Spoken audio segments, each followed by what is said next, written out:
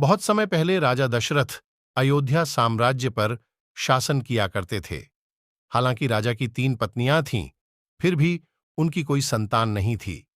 मुख्य पुजारी वशिष्ठ ने दशरथ को देवताओं से वरदान प्राप्त करने के लिए अग्नि यज्ञ करने की सलाह दी। उन्होंने वैसा ही किया और देवता प्रसन्न हुए। उनमें से एक देवता अग्नि ज्योति से बाहर आए और उनको अमृत से भरा एक बर्तन दिया। भगवान ने दशरथ से कहा कि वे अपने तीनों पत्नियों कौशल्या, कैकेयी और सुमित्रा के साथ यह अमृत बांटें। कुछ समय बाद तीनों रानियों ने बेटों को जन्म दिया। कौशल्या के राम, कैकेयी के भरत और सुमित्रा के जुड़वां बच्चे लक्ष्मण और शत्रुघ्न हुए। पूरा साम्राज्य आनंदित हो गया। चारों युवा प्रधान बुद्धिमान और अच्छे स्वभाव के थे। एक दिन आर्षि विश्वामित्र दशरथ के पास आए और उनसे कहा कि वह एक राक्षस को मारने के लिए राम को जंगल में भेज दें, जो लगातार ऋषियों के अग्नि बलिदानों को बाधित कर रहे थे। दशरथ ने विश्वामित्र के साथ राम और लक्ष्मण दोनों को भेज दिया। राम उस भयानक राक्षस ताड़का को मारने में सक्षम थे। विश्वामित्र यह देखकर बहुत प्रसन्न हुए। इसके बाद विश्वामित्र युवा राजकुमारों को पड़ोसी राज्य मिथिला में ले गए, जिस पर राजा जनक का शासन था। मिथिला में राम भगवान शिव द्वारा दिए गए एक महान धनुष को जकड़ने में सफल रहे। पहले भी बहुत से राजकुमार कोशिश कर चुके थे, परंतु वे असफल रहे। समारोह में जीतने पर उन्होंने सीता से विवाह कर लिया। राम ने सीता से विवाह किया और वे कई वर्षों तक सुख से रहे। दशरथ ने फैसला किया कि राम के राजा बनने का समय आ गया है। सब लोग प्रसन्न थे क्योंकि राम एक दयालु राजकुमार थे।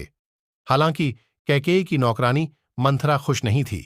वह चाहती थी कि उसकी रानी का बेटा भरत राजा बने।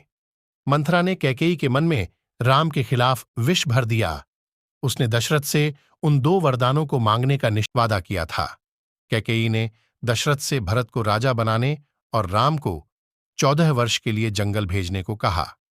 राजा दशरथ हृदय विदारक थे, लेकिन वह अपना वादा निभाने के लिए बाध्य थे।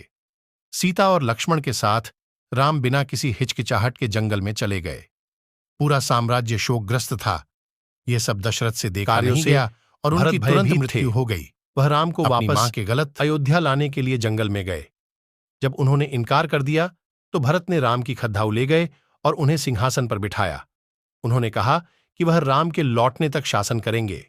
प्रकृति के खजाने की सुंदरता और शांति के बीच राम, सीता और लक्ष्मण वन में रहने लगे। पक्षी गाते थे, धाराएं हिलती थीं और फूल हजारों में खिलते थे। एक दिन एक भयानक बात हुई। शूर्पणखा नामक एक राक्षसनी ने राम को देखा और उनसे शादी का मन बना लिया। जब राम ने इनकार कर दिया तो उसने लक्ष्मण को उससे शादी करने के लिए कहा। उसके मना करने पर क्रोधित होकर उसने सीता पर हमला कर दिया। यह देखते ही लक्ष्मण सीता की मदद के लिए दौड़ पड़े और उन्होंने शूर्पणखा की नाक काट दी। शूर्पणखा अपने भाई और लंका के राजा रावण के पास गई और उनसे अपने अपमान के लिए बदला लेने के लिए कहा। रावण ने मारीचा को भेजा, जिसने सीता को आकर्षित करने के लिए स्वर्ण मृग का रूप धारण किया। यह देखते ही सीता ने राम से इसे पकड़ने के लिए कहा। राम ने हिरण का पीछा किया और अंत में उसे बाण मार दी।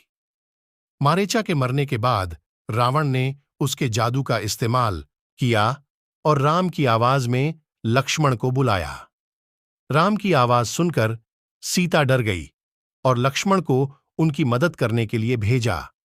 जाने से पहले लक्ष्मण ने सीता की रक्षा के लिए एक लक्ष्मण रेखा खींची और उन्हें किसी भी परिस्थिति में रेखा को पार नहीं करने के लिए कहा।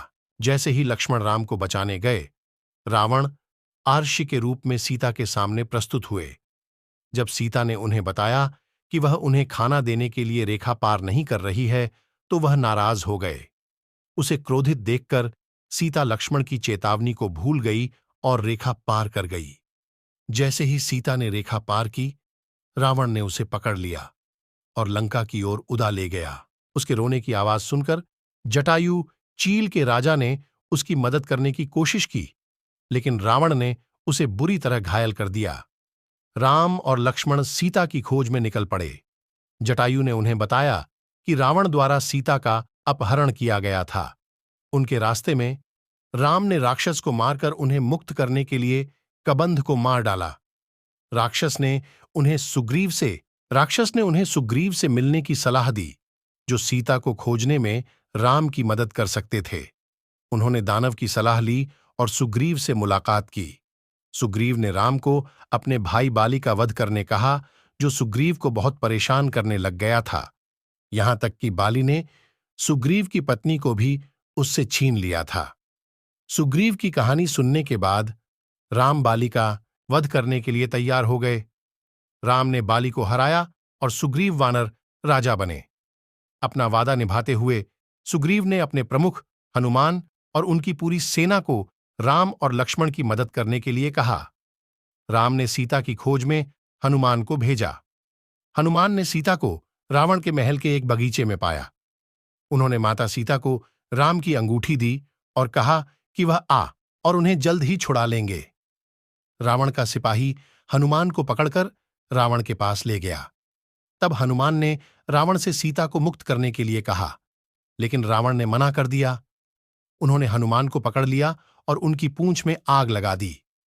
हनुमान ने संपूर्ण लंका को कुछ ही मिनटों में आग की लपटों में छोड़ दिया। राम, लक्ष्मण और सुग्रीव ने फिर एक विशाल सेना बनाई। लंका के लिए एक पुल बनाया गया और सेना ने मार्च किया। एक भयंकर युद्ध शुरू हुआ। दोनों सेनाओं के हजारों महान योद्धा मारे गए। रावण की सेना हार रही थी।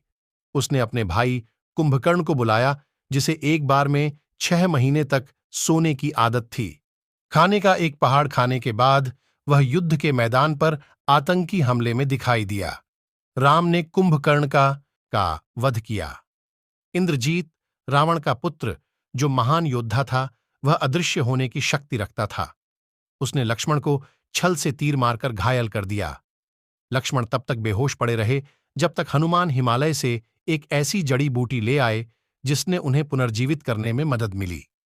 लक्ष्मण ने इंद्रजीत को मार डाला और अंत में रावण और राम आमने सामने आ गए। रावण को मारने के लिए कई दिन लगे।